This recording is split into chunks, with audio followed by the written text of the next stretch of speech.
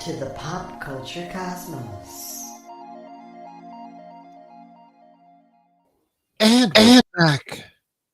Why does it always give me an echo on that? And we're back with another episode of the Pop Culture Cosmos. It's Gerald Glassford coming right back at you here from the Pop Culture Cosmos, Inside Sports Fantasy Football, and of course the Lakers Fast Break. Truly appreciate you going ahead and checking out all of our shows, including, of course, like I said, the Pop Culture Cosmos, the State of Pro Wrestling, Inside Sports Fantasy Football, the PCC Multiverse, all the great things that we provide for you on a weekly basis, the Lakers Fast Break, and more. Go ahead and check it out today, wherever you get your podcasts. But if you're listening to us on the podcast outlets around the world, on Apple Podcasts and Spotify, hope you had a great Thanksgiving weekend, and make sure you give us that 5-star review wherever you get your podcasts. Plus, if you could like, share, follow, subscribe, do all that fun stuff, it is truly appreciated as we cover the latest news and trends in pop culture each and every week, twice a week, right here on the Pop Culture Cosmos. But it wouldn't be a Pop Culture Cosmos without my compadre in crime for the Pop Culture Cosmos. Indeed, it is, of course, the mastermind behind many great things, including the Happy Hoarder. Hopefully, he had a successful Black Friday weekend. He had a new conglomeration, a new come together with another entity to go ahead and provide, which he'll tell you about, hopefully, here in a minute. This past weekend, so hopefully it was a successful run because he had a nice space from what I saw. Plus, also as well, he is the man behind Humanica Media and a returning show that he brought back from the dead, Topicopolis. That's right. I still have trouble saying it after all these years. Topicopolis. I would tell you what the first episode is all about, but I would like to go to France some points down the line in my lifetime. So I will probably avoid that and have you just go ahead and check out Topicopolis on Humanica Media if you're into that, because it was a conversation that went to places really interesting indeed. It is, of course, my good friend. It is Josh the Great Peterson. What's up, man? What's up? All right, I'll let you know, man. Between you and me, this new iteration of Topicopolis is not.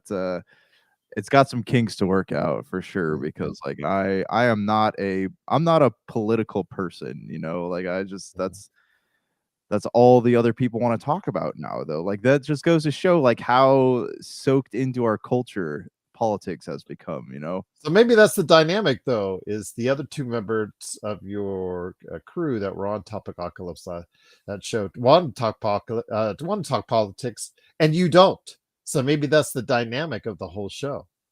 I'm just like I'm the average Joe asking like, what in the world does this mean? You know, and like, how do you prove any of this? Exactly. And again, if you want to go ahead and check it out, it's an actually interesting conversation. So go ahead and check it out on Humanica Media, Topicopolis indeed. But you said you had something for me before we get into the nitty gritty of the show. Yeah. Oh my gosh. All right. So I mean, speaking of politics, man, like, and this is not getting anything political, but there's a couple rumors flying around, right? Like, there's been a lot of articles published by Comic Book News and Screen Rant and things like that. That you know, our commander-in-chief has been getting his hands into the film industry again. So again, I don't know if he's been doing it before, but and he has been petitioning studios to go back to like the golden era of like action movies, I guess. So now we have this Rush Hour 4 greenlit by Brett Ratner. Paramount Studios, by the way, with David Ellison, I think, or Larry Ellison, one of the Ellisons, who took over Paramount this year and heads up the conglomerate that owns Paramount. Yes, he took the advice of, like you said, our commander-in-chief here in the United States, and decided Rush Hour 4 is a thing you want to bring back. Yeah, and I'm not opposed to it. You know, I just like, but there wasn't really a part in the back of my head where I was like, you know what, I really want to have happen. I'm not opposed to it either. I just, like you said, you and I report on the news and have been reporting on the news since 2016. Yeah. And how many of those weeks, because we've done this, and this show has been running close to 500 episodes now continuously. How many of those episodes have we actually successful, you know, something that was struck hot with an audience years past, they relive it? How many of those have actually been successful? What is the ratio of that? If it was a baseball player, what would be the batting average for that? Yeah, I mean, not very high. It's definitely, I don't, I mean, I think that those movies have come. I think we need more movies like that, but I think we need fresh movies like that. Like the buddy comedies and stuff. Like, yes, those are movies that I would go see. Yeah, but like I don't think I sit back and I think and want something that has come and gone. Something I don't want another Shanghai Noon. Like, I didn't think to myself like, oh, I want another Rush Hour or another Lethal Weapon and or things like that. Like, we need to start making, like, find a way to make movies for the older generation, but also for the younger generation that are going to be pumping money into these things for the next 20 plus years. And the That's thing what is, though, exactly like you said, but the thing is, though, like, for instance, Tron Ares, you and I probably were asking for Tron Ares back in 2016 when it was still up in production hell, Yeah. and probably would have resonated a lot more with an audience because of the previous Tron. It was more closer to the previous Tron up that, but so many years later, it didn't resonate with an audience and failed miserably. The Running Man, Yeah. this past couple weeks ago, Hmm. is a big box office loser, and it's not a poorly received film. It's an okay rated film with critics and with audiences, but um, unfortunately, it's going to not come anywhere near its budget. So Yeah. when a Rush Hour 4 gets put out there, you got to ask yourself, who are you doing this for? Are you doing this for an audience that really wants to come back to it, or are you doing this for an audience of one? And if you are, again, if you're willing to put out 120 million dollars for it, all right, Yeah. by all means, go ahead, do it. But again, studios, there's not a infinite ATM of money for these studios to continually go ahead and do that. I mean, we constantly think, oh yeah, they can always absorb all these losses that they get at the movie theaters. Uh, I mean, I've been to enough business classes and economics classes to say that eventually the money runs out. Yeah. Yeah. So actually, that leads to my next little But rumor float. I do want to hope that Rush Hour 4 comes out and is a hit. That's Yeah, I mean, and like I said, I will go see it because, like, I like the Rush Hour movies. My kids laugh at the Rush Hour movies; I think they're funny. But like I said, it's just not something that in my mind I was like, what they should really do is make another Rush Hour movie. I do think that we need to. We do, like, okay, like, give credit where it's due. Like, we do need to get back. I think a lot of our movies need to get back to a point where they're being made to entertain people. Well, I Like, want to see how they do that as far as them wheeling Jackie Chan, in a wheelchair out there, to do I know more stunts. he was looking pretty frail in that last Karate Kid movie, but He's 71 to give yeah. clearance. Okay, so if you want to continue to do that and you want him flying all around, all right, good luck. Yeah. Yeah. So here's the thing though, like, a lot of the thing, like we've talked about this before, like, there's just a lack of movies in theaters, Mhm. right? And the stuff that does come out, it's franchise based. A lot of like probably a good 90% of it is franchise based. And I do think that and not to say Rush Hour is not from a franchise, but we do need to get back to a place where people are making movies, putting them out in theaters to entertain people. Because look at how dark or perceivingly dark our world has become, right? Because we keep our noses buried in social media all the time, and it probably seems a lot darker than it actually is. But movies were about escape, right? And now we need to get back to that. We need to get back to a time when movies were all about escaping reality. But let me jump into this final rumor here for you before we move on here. So you had the Rush Hour rumor, which turned out to be true. The Mummy one's still floating around. We don't know if that's happening or not yet. I think that one's true because Brendan Fraser, in doing PR for Rental Family, which is available now. That is also a highly rated movie, but that one is on a smaller scale, much smaller scale. So I don't know if a whole lot of people will see that at the theaters, but he has confirmed that he is revisiting the role. It's just, again, can they find a script? Can they find? But it looks like it's already in pre-production on The Mummy, so he is excited for that, and said, at 56, my age, he said he doesn't have to worry so much about doing all the stunts because he said that's what stunt people are for. Paraphrasing, mind you, but he like really beat himself up on those first two movies. Like he kind of want to forget about the third one. Yeah, let's just sweep that under the rug there. But okay, so this next thing though is really interesting because the rumors floating around that Warner Brothers is being sold to the Saudis. We don't know if that's true or not because I know, but there's another Paramount. Was it Paramount that wanted to buy Warner Brothers? Well, right now Warner Brothers has official suitors in Paramount, Netflix, and there's one more. Oh, Comcast have officially made pre-offers to Warner Brothers.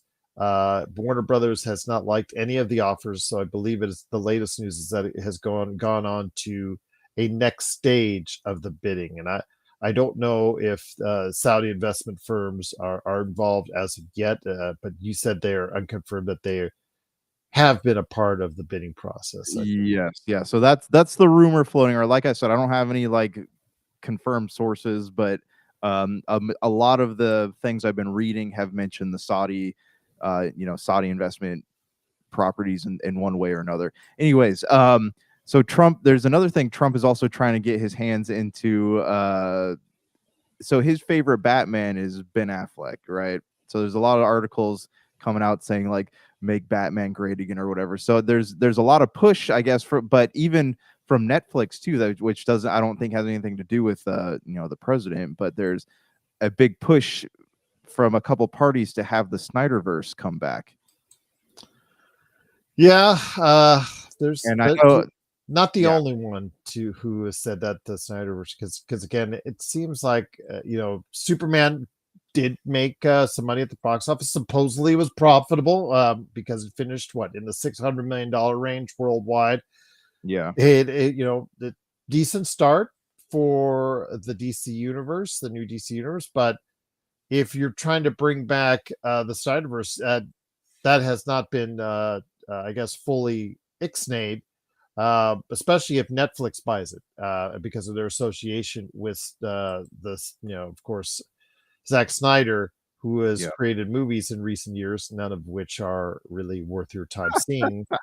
But again, having Zack Snyder on your payroll, that is definitely a possibility if Netflix wins the bidding for Warner Brothers. But that wouldn't that make it more convoluted than it already kind of is? I guess so, man. But because you've still got Sprinkly Robert Pattinson, as my friend Ben Arnault said, yes, on the other side, Matt Reeves is Batman and the Penguin. So because here's the thing, though, you have all this absolute 100% rumor and conjecture. I mean, maybe there's truth to it because otherwise, where would it have started and why are all these people talking about it? But you have all of this going on, and meanwhile, Zack Snyder keeps posting pictures of the Justice League. Like he keeps posting pictures of Henry Cavill, behind the scenes shots of Jared Leto, like all this stuff on his social media pages, which really like adds fuel to that rumor fire. So at this point, who knows what's true and what's not? But I'm really, where's the DC universe going to be in the next year, I guess, is the big question here. It's probably no more clear than what has been for the past 10 years, my friend. I thought this new James Gunn DC universe was going to clear things up, and it's almost 2026, my friend, and it's not clear. All we know is I'm not looking forward to seeing a Clayface movie as far as It better be good. All I say, because if that tanks at the box office, the James Gunn universe can get like a derailment before it really ever gets started. Yeah, well, that's the. Oh, hold on. Yeah, no worries. See, even your computer is balking at you with the all the rumors that are out there as well. So, Okay, yeah. Sorry, my computer somehow got unplugged. But yeah, I mean, and that's another conversation for another time. But like with James Gunn, like why, if you're trying to build a new universe, you want to put the big box office money makers out there like immediately instead of doing like the Clayface and Swamp Thing and whatever else he's doing. yes, exactly. So we'll see. I know Supergirl is a reality. That is going to come next summer. And then, of course, The Man of Tomorrow, that is also on the books already for 2 summers from now. Yeah. So we'll see how that works out. And Clayface is supposed to come somewhere in the middle of all that. So we'll see how this pans out for the James Gunn universe. But will the Zack Snyderverse and all of its glory, and will that come back? I don't know if it should. Be quite honest with you. Again, Yeah. I've said on the record, I like Batfleck. I thought Batfleck had a future because he was never really given his own standalone movie. Yeah. So Batfleck, I think, should have been given an opportunity to go ahead and do that. But I just, it seems like Jason Momoa has moved on. He's ready to play one of the villains in the DC universe. Henry Cavill seems like he's got 100 projects now, none of which are ending in the initials DC. And Gal Gadot, poor girl, she just doesn't seem to catch a break these days as far as what's going on and with her I guess career right now. I mean, Snow White was not very well received at the box office, so she'll be up for it, so she can scream Kal-El, no, when she's being roundly mocked on social media for her acting abilities. Poor, I really feel bad for Gal Gadot because they just, the internet can be really harsh and mean to people, as I've come to know and Yeah, love well, myself. yeah, no, I agree, man. I agree. Yeah, I mean, I would be okay seeing if Netflix or whoever bought it gave Zack Snyder like a budget and said, "Here, make your Justice League 2 and just finish it. Just finish what you started." I would be okay with that, but like I don't know if the Snyder universe should continue on for the next 20 years. How about this? How about we combine all these projects into one where they wheel out Chris Tucker and Jackie Chan and then put them in the middle of a Zack Snyderverse film to have a lot of slow-mos while they go doing flying stunts and all that, and put all this together to go ahead and some of these projects we've been talking about, put them all together into one big entity. How about that, my friend? I mean, you're cutting your costs. At least you're cutting your costs and cutting a risk. Right. And then can you imagine like Batman and his like scruffy voice and Chris Tucker going, "Man, ain't no one understands the words that's coming out of your mouth." It's something like that, indeed. But if you have thoughts on any of the rumored projects that are out there, The Mummy, Rush Hour 4, the return of Zack Snyder versus, the Snyderverse from DC, please let us know your thoughts. popculturecosmos@yahoo.com. Well, we still got a lot to discuss on today's show, including we take a stab at Variety's top 100 comedy movies that they posted last week, and talk about which movies we feel are deserved on the list, and which movies we feel aren't, and what movies we feel missed the opportunity to be on this list. We go ahead and talk about it. MCU review is headed to Ghost Rider, so we get on the bike and go ahead and talk about that at the end of the show. Plus F1 coming live to streaming services with Apple TV Plus, so we talk about that. The success of Landman season 2, we want to talk about that one as well. Metroid Prime 4 Beyond, that's coming out this week, the last major video game release of the year. We talk about that strategy once again as far as the first week of December, Nintendo dropping another game.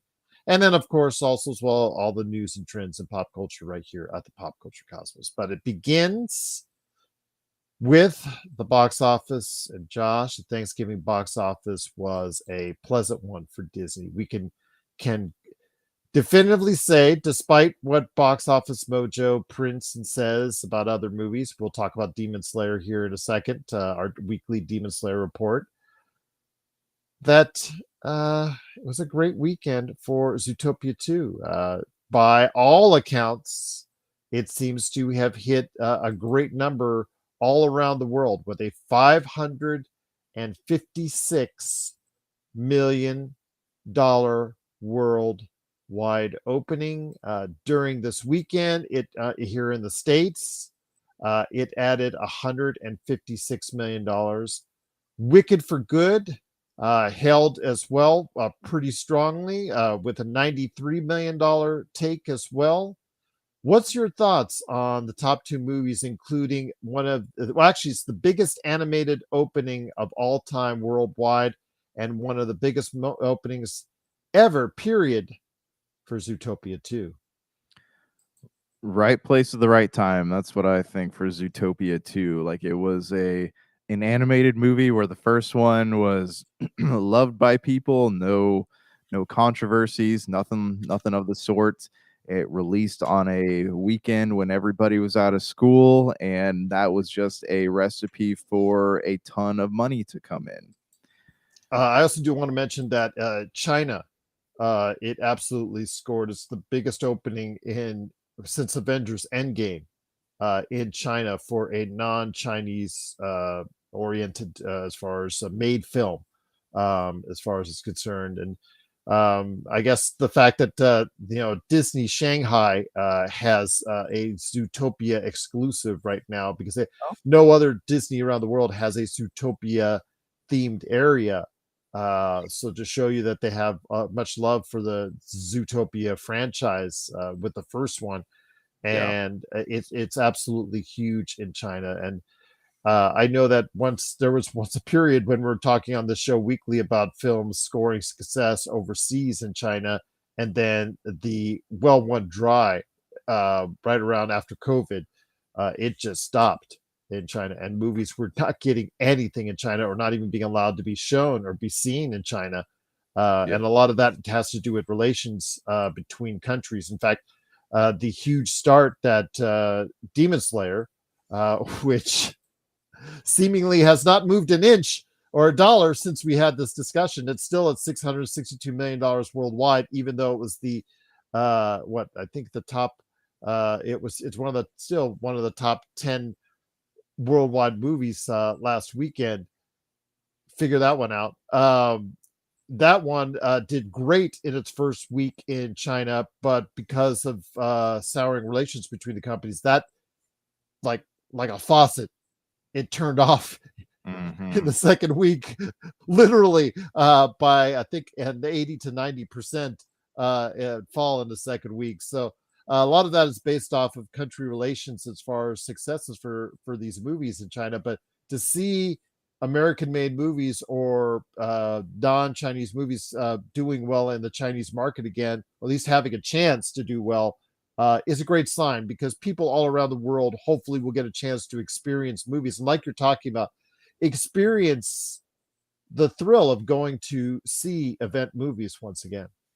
Yeah. I mean, I'm impressed with the Zootopia numbers. Wicked. So my kids went and saw Wicked 2 over the weekend. They said they really liked it. I have never seen the musical, but the movies were just the first one. Like, I fell asleep through. Like, I felt the first time I watched it, I fell asleep, and then the second time I kind of like stood through it, and I'm like, this is a really, like, outside all the singing and the bright colors, this is like a really, really dark movie. Like, this is I get this is like Lord of the Rings for theater nerds, but like, dang, man, that was a definitely a movie that if I didn't if my kids weren't distracted by all the colors and the singing, I probably wouldn't have like been like, it's okay for you to watch this. Yeah, absolutely. But you know what? It's really done well, and you got to give credit to Disney So They've had this some is ups and downs. And to give you an idea, $556 million worldwide, that is more than the entire grosses of any of the Marvel movies that came out this year, my friend.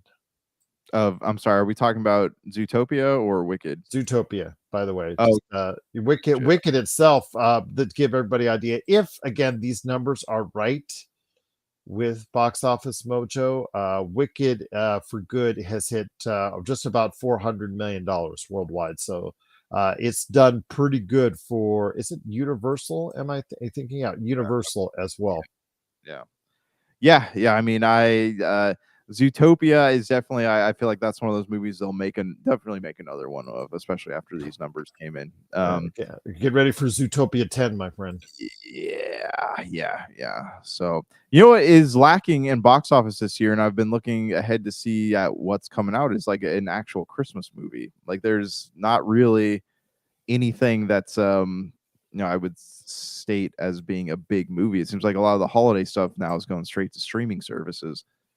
Yes, it is. So that may not be a bad thing because of how short a run you're basically asking for with most with most Christmas movies. So that may not be a bad thing, because a really good Christmas movie will resonate for weeks on the box office charts from what we've seen, but most have a small finite span in which they'll resonate with audiences, and some of them have to be released probably in November, just so that they can have a long enough tail to earn enough money back at the box office. So that it's a very tricky situation. I know that the last notable successful Christmas movie was the one with The Rock and Chris Evans, I believe. That's the one that. Is that Red One? Was that the Yeah, one with? I'm not. I think that's the one with Ryan Reynolds. But yeah, I know which one you're talking about. So want to go ahead and mention that's probably the last one I remember. As far as, was it Santa? I'll go ahead and see the Rock Christmas movie. There you go. That'll probably bring it up. There you go. And then yes, Red One. You're right. Red One. My bad. Yeah. See, that's how rememberable it was for us. So you remembered it. I didn't. But again, I think that when Christmas movies are a kind of risky proposition for movies, because they only resonate with once a year, and you're hoping that that movie will continue to resonate, like The Holiday, or some of the famous Christmas movies. But that's a big gamble that a lot of movie studios are not willing to take. No, not at all. Not at all. But the Hallmark Channel does. So, they love those. That's their bread and butter right there. Yeah, absolutely. Guy meets girl, finds awkward, way to meet them. They fall in love. Bad acting ensues, and there you go. Did I say that out loud? But yeah, they thrive off those Hallmark movies, no matter how cheesy they get. I mean, I've had to sit through a couple, and I came out the other side, and I'll just say to that. But a great week, almost. Well, it's like, because if you consider the holiday weekend, that's the entire 5-day span for Zootopia 2, and again, $556 million, the biggest opening ever for an animated film. And one of the biggest openings for a movie worldwide. It's on its way to $1 billion. How big will it go? We'll go ahead and wait and see. But if you have thoughts on Zootopia 2, also the unheralded success of Wicked for Good, and also the rest of the movies, including our weekly look at Demon Slayer, which is, again, still the same it's been since last week, and we reported it. Kind of concerning because of the fact it's still generating some type of income around worldwide. But okay. It is what it is. But if you have thoughts on the very successful worldwide box office, which Josh and I are really happy about, because it's always great when we can talk success stories, please let us know your thoughts. PopCultureCosmos@yahoo.com. Well, 1/2 hour down, 1/2 hour to go here at the Pop Culture Cosmos. It is Josh the Great Peterson along with me, Gerald Glassford. Thanks again for watching this. Truly appreciate it. There is the last major video game release. Right before we start talking the Game Awards once again next week, Josh. Oh boy, the Jeff Keighley Awards. Can't wait for those. I would personally take that more seriously with the Game Awards than other people are saying not to take seriously. I mean, I just went back and forth on it. I really think on such a platform level, it should be taken seriously. And again, we're going to have this discussion next week, so I can't wait for it. As far as the Game Awards are concerned, but the last video game really to come out there of any note is Metroid Prime 4 Beyond. That's coming out to Nintendo Switch 2 here this week. You have thoughts on it, my friend, with Metroid Prime 4 Beyond, and what you think it should be a success. Metroid is, how should I say it? Is it more beloved by the fans, by a certain contingent of the fans, than the actual success? Or do you think it's more thought of by fans than it is by Nintendo? Because Metroid just seemingly it gets put out, it gets remembered every 10 years or so by Nintendo. It is clearly not one of the top priorities, not near a Mario or a Zelda as far as producing games. It does cater itself to a different type of consumer. I know that I did have a friend who lived with us for a while back at my old home, and he just lived and died off of the Metroid Prime that came out on the Wii.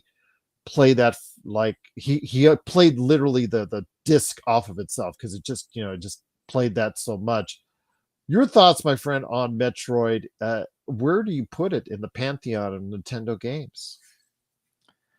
So to me, I don't really have a history with Metroid. Like, I think I missed that bus when I was a kid because I didn't remember my first console was a Sega Genesis, and I would always go play Nintendo stuff over at the houses of friends, right? And then when I finally got the Wii, I just wasn't was that Metroid on the Wii? I forget which one that was. Came out at a time.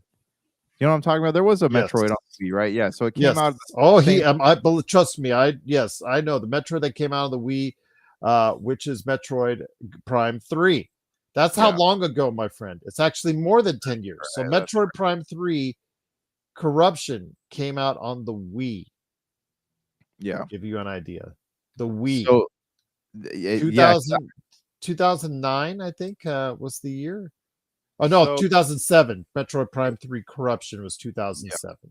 So I remember working at Best Buy, and those came in. So I was sitting there and when the games came from Nintendo, they're always bundled up, plastic wrapped by four every 4 games or whatever. Mm-hmm. But so I remember we had a butt ton of those in the back lockup, and we sold a decent amount, but they shipped so many of those because they were expecting probably what's going to happen with the same thing that's going to happen with this one. They're expecting a lot of people to come flocking towards oh, Metroid's one of our most beloved franchises. But the thing with Metroid is it's such an old franchise now that you're going to have a hard time getting kids to connect with it, because a majority of the kids that I've encountered through esports and stuff who love Nintendo products, they know Mario and they know Sonic, right? They don't Nintendo does not do a good job, and they know Link, right? They know Zelda, but Nintendo does not do a great job of taking a franchise like Metroid and making it palpable for kids who have, say, not had a history with the old ones. Well, when the last one you made was 18 years ago. Exactly. What are you expecting? Right. I mean, there's someone right now since the release of the last one, Josh. Do you realize that they could be in college right now? Mm-hmm. I have a daughter who was born just after the release of Metroid Prime 7, and she's about ready to go to college. Yeah. To tell you how the difference is, the time gap between the previous Metroid and this one. This is what I like to call Tron syndrome. Right? Like this is the issue.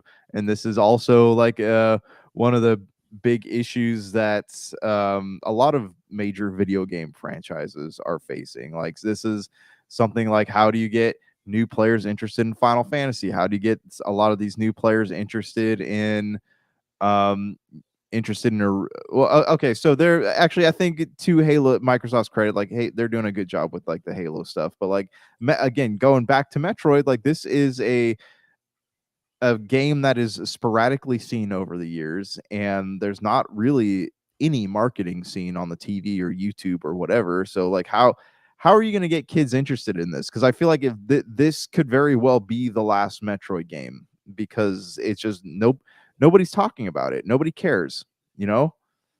And feel sad.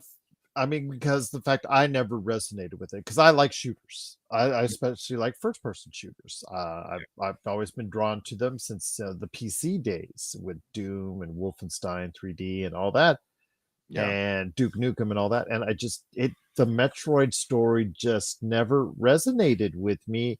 The Wii, when I said our roommate played the heck out of it, I tried it and I just couldn't get into the controls of it because just for me on the last Metroid, it just wasn't something that I was working with. And then there's the Metroid that came out on GameCube. I just haven't been able to connect with it for some reason. Maybe I'll go back into it at some point in time, but again, it just has not resonated with me. But like you said, the fans of Mario and Zelda, that seems to have resonated across the board. And as we'll see, because there's a Zelda film, there's a that's in production. There's a Mario film that's already been made, and a second one that's coming out next year. Yeah. I mean, it's clear Nintendo has found products and IPs that resonate with a worldwide audience, and Metroid is just not been able to do that. So that's why you don't get one every 2, 3, 5 years. You get it, you wait until 18 years later to go ahead and have a new Metroid put out there. So yeah, it's very sad to see. But I'm hopeful that Metroid Prime 4 will blow it out of the park. It has a new audience it could generate or resonate with. Maybe this younger audience that has a clamoring for anything new on as far as the Nintendo Switch 2, which in my opinion has not had a good start with its own Nintendo Switch 2 games. It really has not produced a very content filled or really high quality amount of good titles. A lot of it has been, it's like every console opening, a lot of it has been resonated off of previous works, ports, things of that nature. It becomes reliant upon a couple good a Mario and a Donkey Kong game that have sold well, but outside of that, not really a lot of success stories for the Nintendo Switch 2 outside of the sales of the unit itself.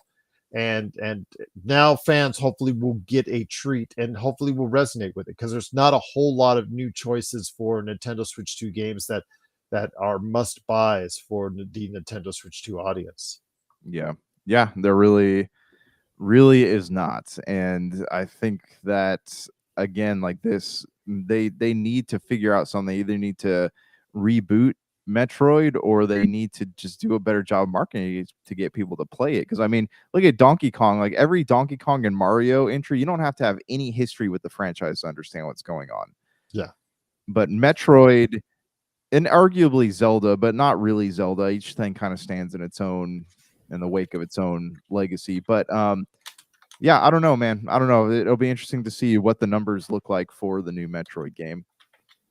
We'll find out, but it is Metroid Prime 4. It's come back the first time in, I thought it was 10 years, Josh. I was way off. It's 18 years. 18 since the last time we saw a new Samus game for the Metroid universe. Yeah, I mean, as far as a totally new, I mean, there's been, I guess, other versions of previous Metroid entities that have come out since then. But yeah, this is the actual official new entry in 18 years. So yeah, if you have thoughts on Metroid Prime 4, please let us know. popculturecosmos@yahoo.com. Well, something I wanted to bring to your attention before we get into the comedies, wanted to go ahead and talk about the success. I know that everybody's talking about Stranger Things season 5. I've seen the first 4 episodes. Okay, I got better closer to the end, Yeah, I've but only seen- yeah, I don't. It's okay. It's okay to start off with, and nothing great on that. So let me ask you a question. There's Mhm. a lot of people publishing stories about Stranger Things being considered the greatest TV show of the past like 10, 20 years, whatever.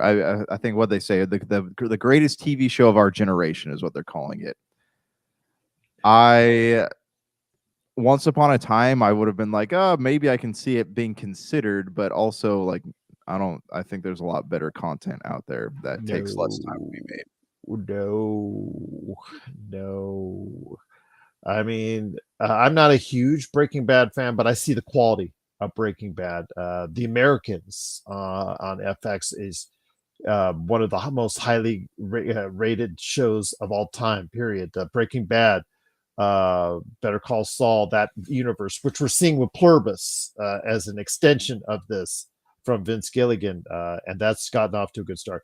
I've told you about Severance for me, which is probably I can't put it there yet because it's only 2 seasons in. So how can you really judge? I'm going to give it another season before I can put it in the pantheon of great works this century. But it certainly is getting there for me. It's all dependent on a 3rd season for me before I can really start talking it up.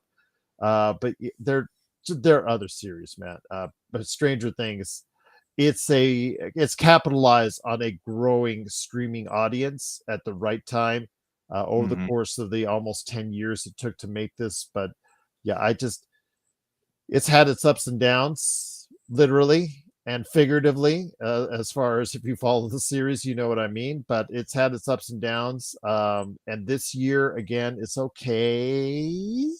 I got better closer to the ending. I'm still kind of puzzled with the final scene between Vecna and Will. I'm still trying to figure out, okay, dude, you know what? I'm going to talk all the smack to you and then just leave you there. And then all of a sudden, okay, spoilers, Will's still alive. So now I got these newfound powers. So great. Now they're Couldn't forming kill an that kid if they yeah. wanted to.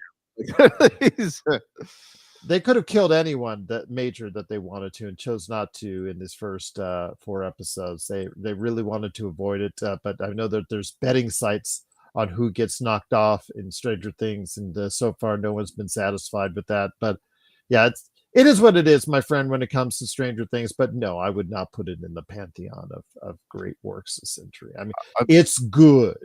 It's yeah, at times very, very good, and right. it has jump-started the careers for many an individual in that series, but I would not put it in my top series. I'm just sorry to say. So, Do you know what show has had a legacy that surprises the hell out of me? what Is would that be? House.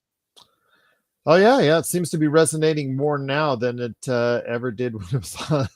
Yeah, well, you go to Target or Walmart and like they're still selling the complete series, but like I have like the students I teach even now, like all of them, you ask them, "Hey, what'd you do today?" "Oh, I just binge watched House." Like that's really surprises me that show is still reaching people this far after the last episode premiered. I am not too surprised on it. It had a unique flavor, maybe a little bit ahead of its time, as Mhm. far as how it dealt with things. It's a brash dramedy for what it was. But yeah, I think that House, I can see it because I've heard it still charting at times through various streaming charts. So I'm not surprised that House is something that's resonated. The Office Yes. has resonated as we've talked. I mean, it was the early days of streaming. that was the foundation for Netflix for years. That and then also what Friends, but The Office primarily seems to have resonated and continue to resonate. So much so that they made a spin-off Peacock earlier this year with the paper, and that's again, I mean, we could talk about some of the greatest shows of all time. That might be an episode of itself that we look at, and then might do a list. That might be an episode all of its own. But yeah, I'm just Stranger Things. Maybe as far as production dollars, yes. Production value, kind of mixed on that, because especially this year didn't have a great look to it, and the uncanny valley scenes are. Stop doing de-aging scenes. Can we stop doing de-aging scenes? I mean, 9 out of 10 are really not that good. The de-aging Will, as was seen in the trailer, if you haven't seen it yet, yeah, that was not too promising. And then stop pumping the kids like full of like slugs and stuff. Like that scene is like really uncomfortable. I don't know. Oh yeah, that thought that like let's stop. Let's just like all across the board. No more shows where people are like sticking tubes to people's mouths and shoving slugs and stuff inside. Well, let's move away from that. All right. Yeah, be nice again, but it's there for shock value.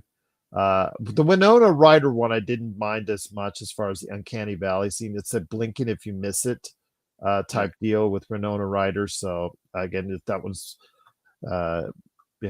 that one's passable. But yeah, the green screening, you can tell. I want to be immersed in my entertainment, whether it's movie or TV. And the green screening all these years later has not gotten better. Seemingly in many cases it's gotten worse. So that again, these little things, I can't put Stranger Things on the list as far as the best of Josh. I mean, I just can't. Yeah.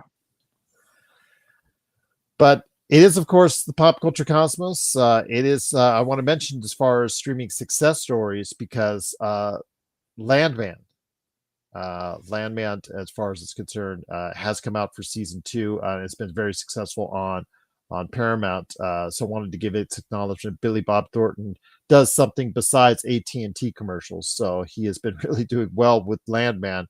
Has found success there. F1 is coming to Apple TV Plus, so I'm going to go ahead and actually finally catch it. I'm going to have the surround sound system going when I do. But yeah, we got to talk about that when you're done watching it. We got to talk about F1, because like from a standpoint of like just wanting to be entertained, like it was to me personally, like it was like, oh, okay, that's a cool movie, but like we need to have a deeper conversation sometime about dialogue and how much we forgive. So Variety had a list last week about the greatest comedy movies of all time. And without going into huge detail as far as it's concerned, I cannot say I disagree with their number one choice, which was Naked Gun.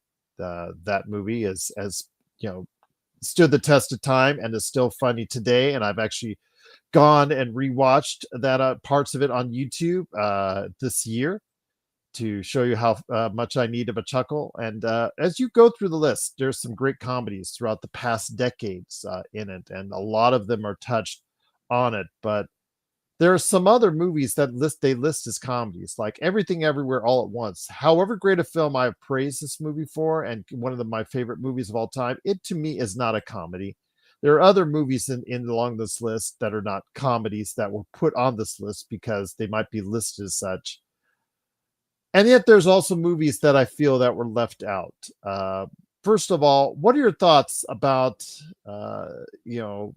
seeing this list and seeing Naked Gun at the top of it? Do you have much of a problem with that?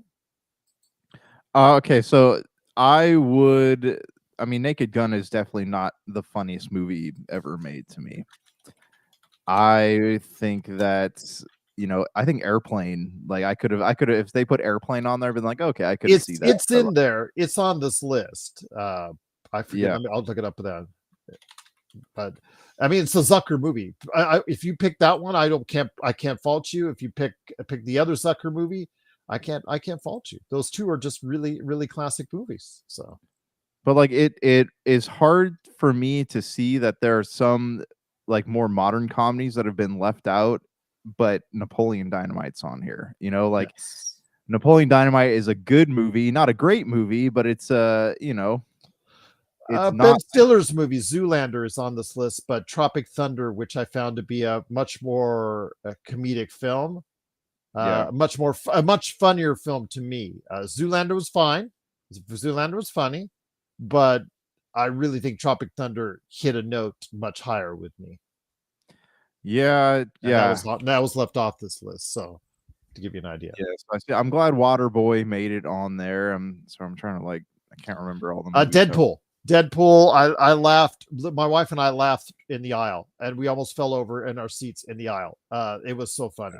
I've told you my praise for the 4-Year-Old Virgin and how it gave a kickstart, and how important that movie is, and how it gave a kickstart to over 7, 8, 9 stars career to really kick in their future as far as being stalwarts in the Hollywood movie industry.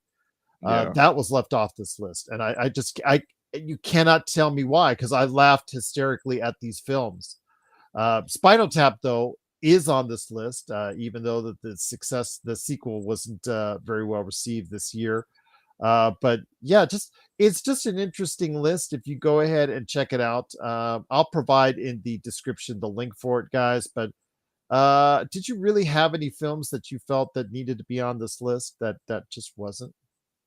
So I mean, and this is just me personally because this is the era that I grew up in, but like it seems like with as many people as the American Pie movies reach, that there would be American Pie, there'd be Old School on here, or Wedding Crashers. Like these are all the issue with this list, all right, is the fact that there are so many movies. Like it goes all the way back to the 1940s. And think about how many comedies have been made since the 1940s. It is insanely difficult to make a top 100 comedies of all time list here. So how who decides this? You know, Yeah, it what was like was it's like what 4 or 5 of their reviewers, and this and is an amalgamation what, of that.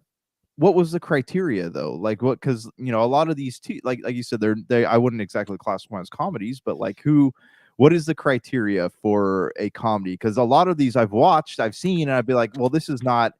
I didn't watch this and like laugh a lot. You know, I chuckled, but it wasn't something like Anchorman. Yeah, I laughed a lot. Superbad made me laugh a lot, right? Like that's a comedy to me. So what was the criteria when this list was put together?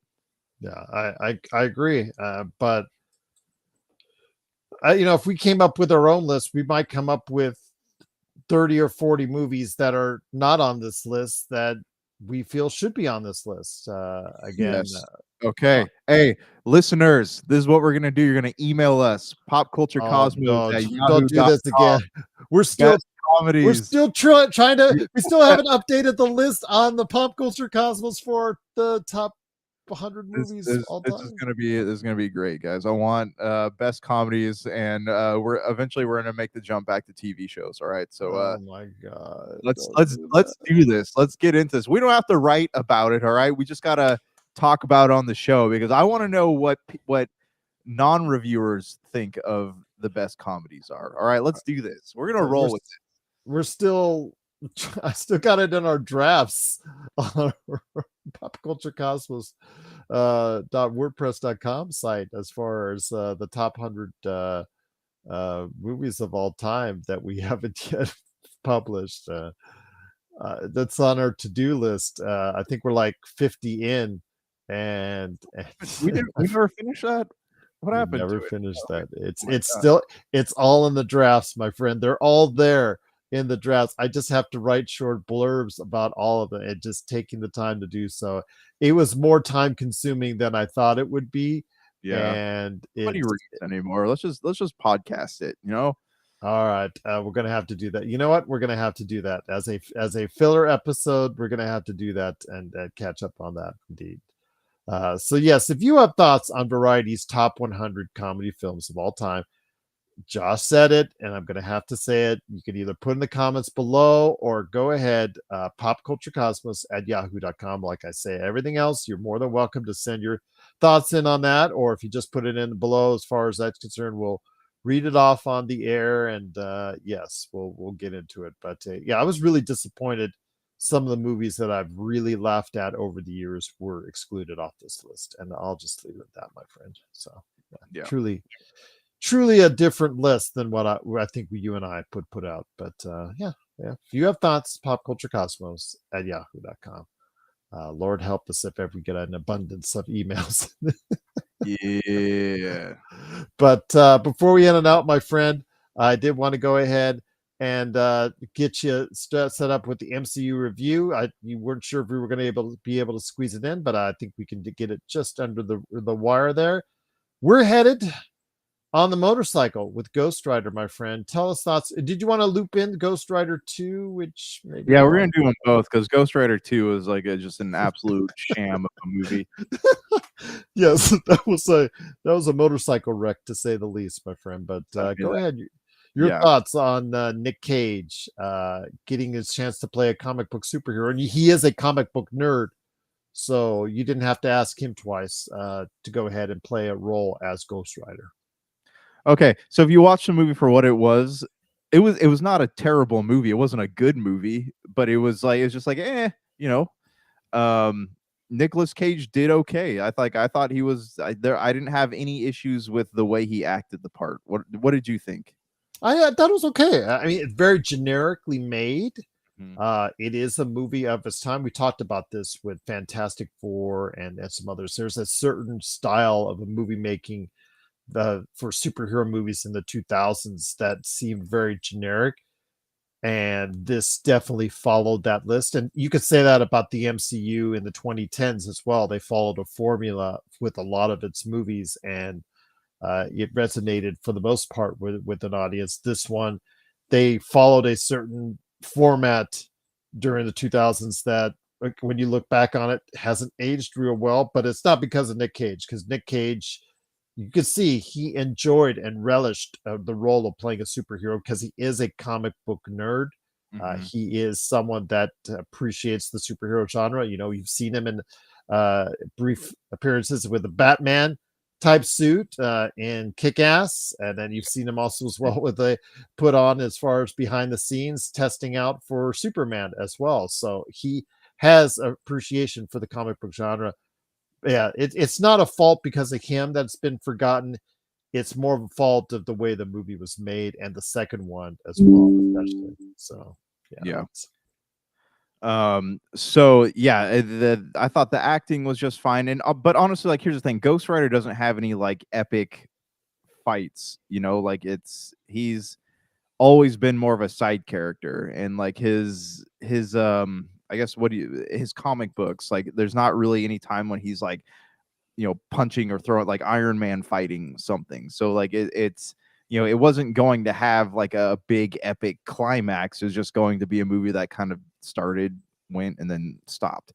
The one piece that always stands out to me about this movie is this was the first thing I ever saw Rebel Wilson in.